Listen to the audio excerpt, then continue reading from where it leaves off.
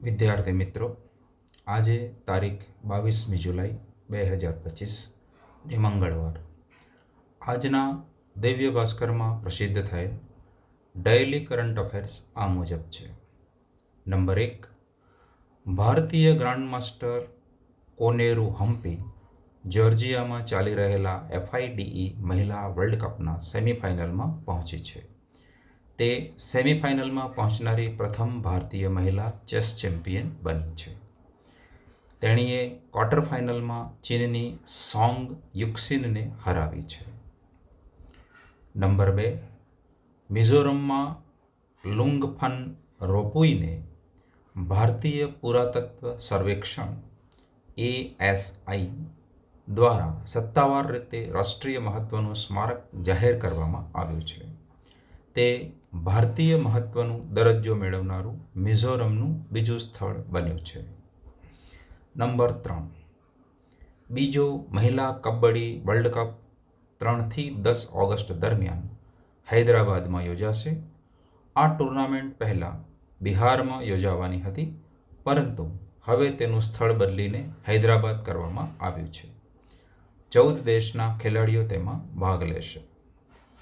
Number 4, global finance મેગેઝિને state bank of India SBIને 2025 માટે વિશ્વની શ્રેષ્ઠ ગ્રાહક બેંક જાહેર કરી છે.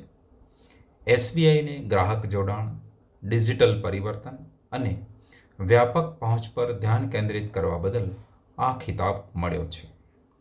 નંબર 5, 66માં આંતરરાષ્ટ્રીય ગણિત ઓલિમ્પિયાડમાં ભારતે 7મું સ્થાન મેળવ્યું છે. આ ભારતનું અત્યાર સુધીનું શ્રેષ્ઠ પ્રદર્શન છે. ભારતે કુલ 6 મેડલ જીત્યા. 1998 પછી પહેલીવાર ભારતે 3 ગોલ્ડ મેડલ જીત્યા છે. નંબર 6, ગોવા સરકારે આર્ટિફિશિયલ ઇન્ટેલિજન્સ મિશન 2027 શરૂ કર્યું છે, જેનો ઉદ્દેશ શાસન અને નવીનતાને પ્રોત્સાહન આપવા માટે GPU ક્ષમતા વધારવાનો છે. રાજ્યમાં લગભગ 350 IT સ્ટાર્ટઅપ્સ અને કંપનીઓ સક્રિય છે. Number 7, World Health Organisation WHO એ સેનેગલને ટ્રેકોમા મુક્ત દેશ જાહેર કર્યો છે. સેનેગલ વિશ્વનો 25મો દેશ છે અને આફ્રિકાનો 9મો દેશ છે જેણે આ કર્યું છે. હવે આ રોગ અહીંના લોકોના સ્વાસ્થ્ય માટે મોટી સમસ્યા નથી. નંબર 8, ભારત 30 ઓક્ટોબરથી 27 નવેમ્બર સુધી FIDE વર્લ્ડ કપનું આયોજન કરશે. તેમાં 206 ખેલાડીઓ ભાગ લેશે. ટોચના 3 ખેલાડીઓ કેન્ડિડેટ ટુર્નામેન્ટ માટે ક્વોલિફાઈડ થશે, જે વર્લ્ડ ચેસ ચેમ્પિયન નક્કી કરશે.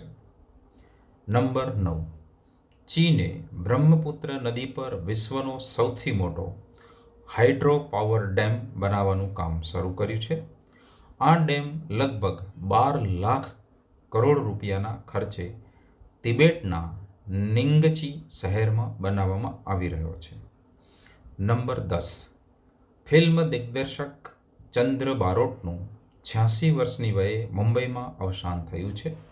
તેઓ પલ્મોનરી ફાઇબ્રોસિસથી પીડાતા હતા. તેમણે 1978માં અમિતાભ બચ્ચનની ફિલ્મ ડોનનું દિગ્દર્શન કર્યું હતું.